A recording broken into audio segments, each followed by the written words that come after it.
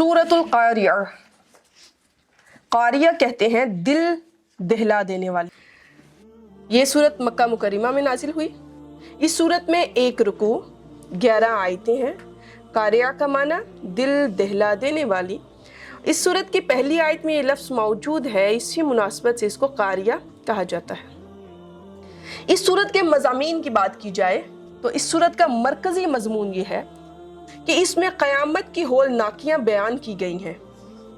इस सूरत की इब्तिदा में बताया गया कि क़यामत की दहशत और सख्ती से तमाम लोगों के दिल दहल जाएंगे और मैदान क़यामत में लोग फैले हुए परवानों की तरह होंगे और पहाड़ रेजा रेजा होकर धुनी हुई ऊन के रेजों की तरह उड़ जाएंगे।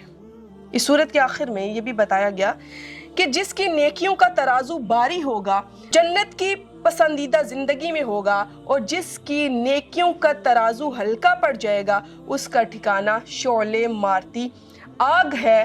वो कौन सी आग है? हाविया है, जिसमें इंतहा की सोजिश और तेजी है। अलक़ौरिया दिल दहलाने वाली। अलक़ौरिया मलक़ौरिया दिल दहलाने वाली क्या है? वमा अदराका मलक़ौरिया, और आप क्या जानते हैं, आपको क्या मालूम है मलक़ौरिया, क़ौरिया क्या है? यौमा जिस दिन यकूनु हो जाएंगे अन्नास लोग कल फराशिल मबसूस फैले हुए पतंगे की मानित। लोग क्या हो जाएंगे? फैले हुए पतंगे की मानित। व तकूनु और हो जाएंगे अल जिबालु पहाड़ कल इहनिल माफूश धुनी हुई ऊन की मानित।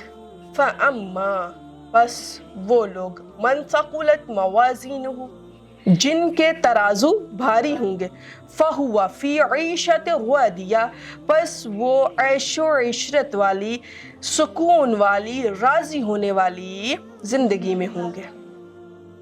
व अम्मा बस वो लोग मन खफ़त मवाज़ीनुहु जिनके तराजू हल्के होंगे फ़उम्मुहु हाविया बस उनका ठिकाना हाविया है। वमा अदराका मा हिया, और आप क्या जानते हैं ये हाविया क्या है? नारुन हामिया एक शोले मारती आग है। यहाँ पे जितनी भी सूरतें बयान की गई हैं वो ज़्यादातर मक्की सूरतें हैं 30वें पारे में, और चूँकि कुरैश को रग़बत दिलाना मकसूद था और उनको बताना मकसूद था कि ये माल और दौलत जिसके ऊपर तुम फ़ख्र तकब्बुर करते हो ये ख़त्म हो जाएगा, और वो आखिरत का भी इनकार करते थे। वो कहते थे कौन क्या होगा आखिरत में, तो इन मज़ामीन में बताया गया कि एक दिन है जिस दिन में तराजू रखा जाएगा, नामा अमाल तोले जाएंगे, हालात ये हो जाएंगे, तो उनको तरग़ीब दिलाना मकसूद है। यहाँ पे बाज़ मुफस्सिरीन फरमाते हैं कि हज़रत इसराफील की आवाज़ की वजह से क़यामत को कारिया कहते हैं। वो जो आवाज़ आएगी तो उस वक़्त दिल दहल जाएगा। अच्छा, इसका तजर्बा हमने किया है, जब एकदम से आपको बड़ी सख्त सी आवाज़ महसूस होती है, यूँ लगता है जैसे दिल डूब सा रहा है, दिल के अंदर एक अजीब सी कैफियत पैदा होती है। लेकिन जब हज़रत इसराफील आवाज़ जो उनकी होगी वो इस कदर ऊंची होगी कि हर चीज़ फना हो जाएगी, दिल दहल जाएंगे। इसके बाद फरमाया कि मलक़ौरिया तुझे क्या मालूम है कि कारिया क्या है, दिल दहलाने वाली क्या है? अल्लामा अहमद साहबी रहमतुल्लाह अलैह फरमाते हैं इस आयत का माना ये है कि हबीब सल्लल्लाहु अलैहि वसल्लम आप क़यामत की होलनाकी शिद्दत और दहशत को हमारी तरफ से आने वाली वही के ज़रिए ही जान सकते हैं। तो यहाँ पे वही के बग़ैर क़यामत की होलनाकी के इल्म की नफ़ी है कि रसूलुल्लाह को अल्लाह ताला जो बताते थे आप उसको बयान। आप फरमाते हैं कि मैं कोई भी चीज़ अपनी ख्वाहिश से नहीं कहता। यौम यकूनुन्नासु कल फराशिल मबसूस, जिस तरह परवाने शोले पर गिरते हैं।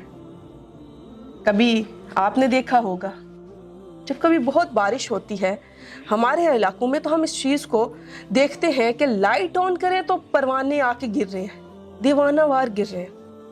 तो जिस तरह परवाने शोले पर गिरते वक्त मुंतशिर होते हैं, इनके लिए कोई एक जिहत मुअय्यन नहीं होती, बल्कि हर एक दूसरे के खिलाफ जिहत से जा गिरता है। यही हाल क़यामत के दिन मखलूक के इंतशार का होगा کہ جب انہیں قبروں سے اٹھایا جائے گا تو وہ پھیلے ہوئے پروانوں کی طرح منتشر ہوں گے اور ہر ایک دوسرے کے خلاف جہت کی طرف جا رہا ہوگا۔